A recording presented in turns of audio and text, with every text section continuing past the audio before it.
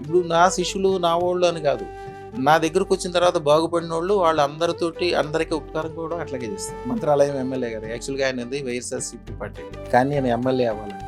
ఎట్లా అవుతారు? లేదు కదా అక్కడ. అయినా సరే ఆయనకి ఏం చేయాలో చేసాము.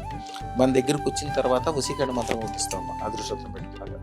ఎక్కడెక్కడి నుంచి ఎక్కడికి వెళ్తారు వాళ్ళు, ఏ రూపాయి ఇంట్లోంచి ఖర్చు పెట్టకల్లా ఎప్పుడు బయట నుంచే సంపద ఇంట్లోకి వస్తే వీళ్ళ ద్వారా అందరూ ఉపకారం పొంది వీళ్ళకి ఎప్పుడు దండం పెట్టి వీళ్ళకే అనుకూలంగా ఉంటారు. ఇప్పుడు మీరు ఉపకారం చేసే పొజిషన్లో ఉంటేనే మీరు రాజకీయాల్లో సక్సెస్ అయినట్టు. మీరే అందరి మీద ఆధారపడుతున్నారు అనుకోమ్మా, మీకు ఎట్లాగా?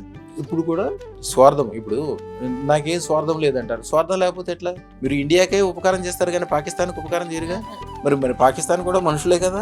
మరి స్వార్థం లేదంటే పాకిస్తాన్ కూడా ఉపకారం చేయాలి. పాకిస్తాన్ పేరు చెప్తేనే మండిపడతారు మీరు. అంటే స్వార్థం ఉంటుంది. స్వార్థాన్ని కింద నుంచి కూడా ఫస్ట్ మీ దేవుడు ఇచ్చిన మీ కుటుంబాన్ని బాగు చేయాలి, మీ పిల్లల్ని చదివించాలి, 10 మందికి మీ భార్యకి కంఫర్ట్ జోన్లో మంచిగా ఉంచాలి. ఎవరైనా మీ దగ్గరకు వచ్చి అడిగితే భోజనం పెట్టి మంచిగా వాడికి ఉపకారం చేసే పొజిషన్లో మీరు ఉండాలి.